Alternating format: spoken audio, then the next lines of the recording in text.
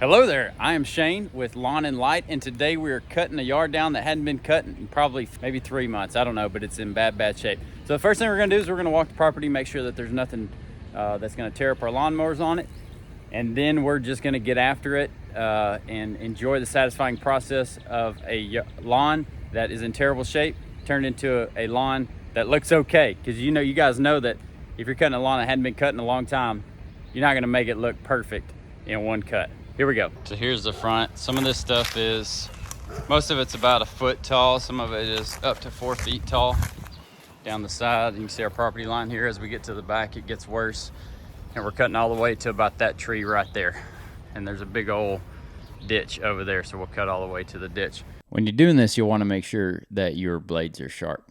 Now, the blades I was using on this mower were not completely sharp, but they weren't dull. They're still in pretty decent shape.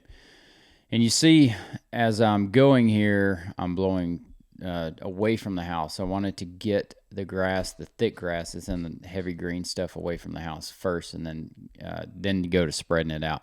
When you have this much excess grass or this much growth that hasn't been cut in such a long time, if you've ever done this before, you know that the first problem is getting it cut down. The second problem is, look at all that grass right there. The second part of it is getting it spread out. And right here, you always want to think about where you're going to go with it. So right here under that tree, I could pepper all that in there and feather it in real good to get it spread out.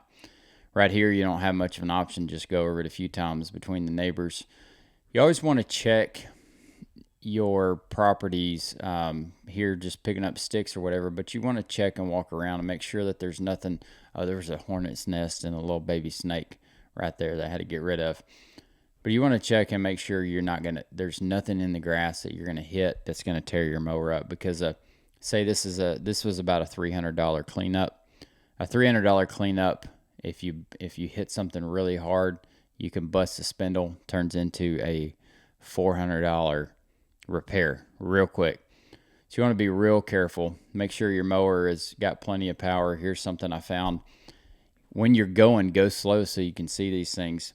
I found that concrete there right on the edge of that tree line, and that could have tore a blade up, tore something up pretty good.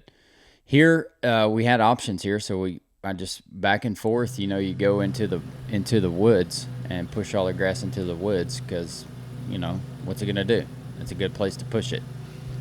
This stuff was super thick in some areas, and in some areas it was really dry. You'll see in the beginning of this video, and then towards the end how much dust is flying up, just because we hadn't had a whole lot of rain at this point, and it hadn't got super dry yet. But at this point, we hadn't had rain in a couple weeks, which is not typical of East Texas to not have rain. We had a spell this summer that was about a solid 2 months without a good rain, and that was real hard.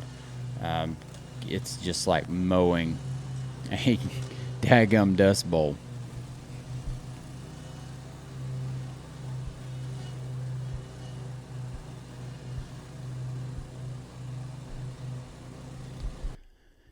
If you're bidding these yards and doing cleanups like this, you have to take into account the wear and tear that it's going to have on your mower. So make sure that you account for your time and you account for the wear and tear on your mower. So if your hourly rate is, I don't know what your hourly rate is. Ours is typically around $60 to $70. You want to add some to that just in case, because if you do 4 or 5 of these, inevitably you're going to probably hit something. So make sure that once you do a couple of these, you kind of get a general understanding of how much it costs or how much time it takes you to do it. Now a lot of these, my method for doing these things is different per the yard, but for this one, you'll see areas here that I've mowed over that are just popping back up.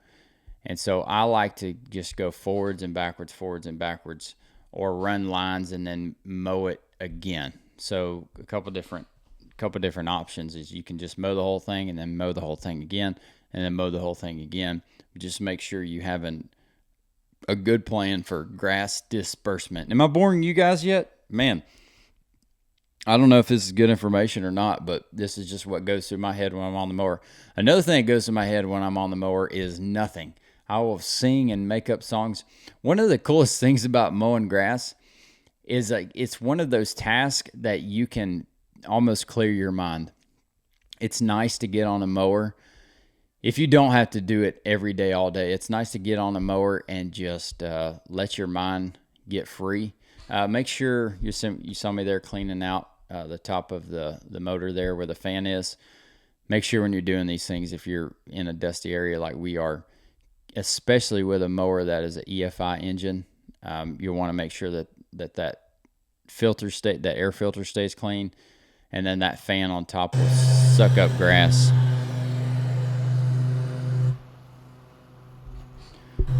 Right here, this is a little precarious situation. That is a drainage ditch that I was trying to get as close as possible to.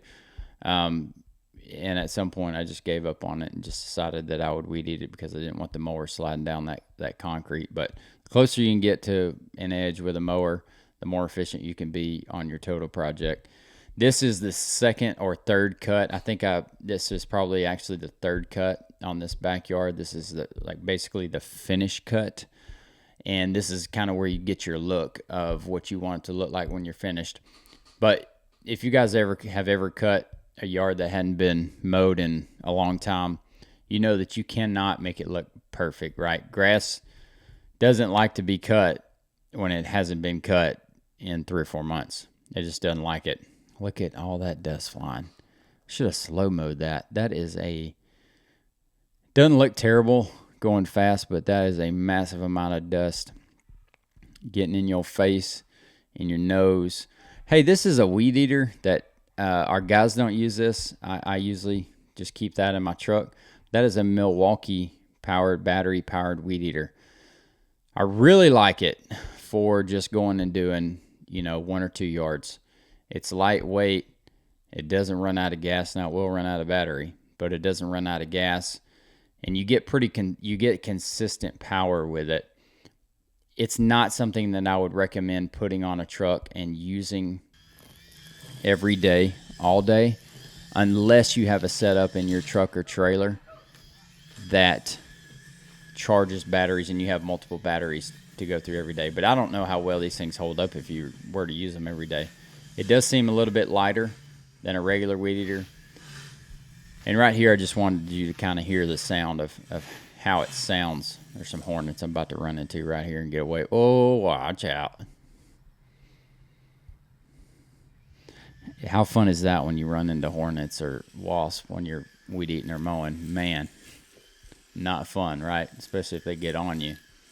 And those ground hornets, to me, that sting is one of the worst stings that can get you. This is where I found the snake earlier too, so I'm looking out for that.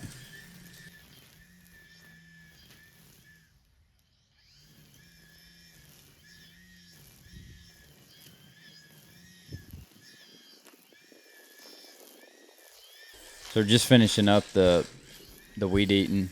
We call it weed eating in Texas. If you're from anywhere else, you may call it weed whacking or trimming. But around here, we call it weed eating.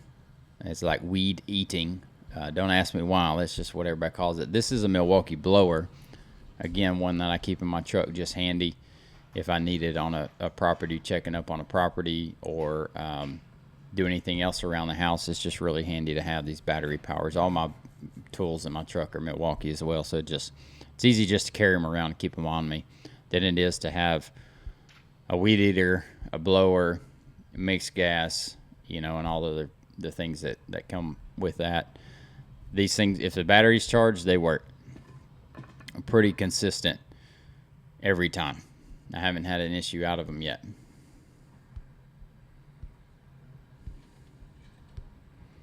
I'll leave a link in the description if you guys. Now these things are expensive. Milwaukee is battery powered stuff is expensive anyways, and Milwaukee is probably one of the most expensive battery powered tools that you can get, but they consistently work. So I'll leave a link in the description if you want to check those out.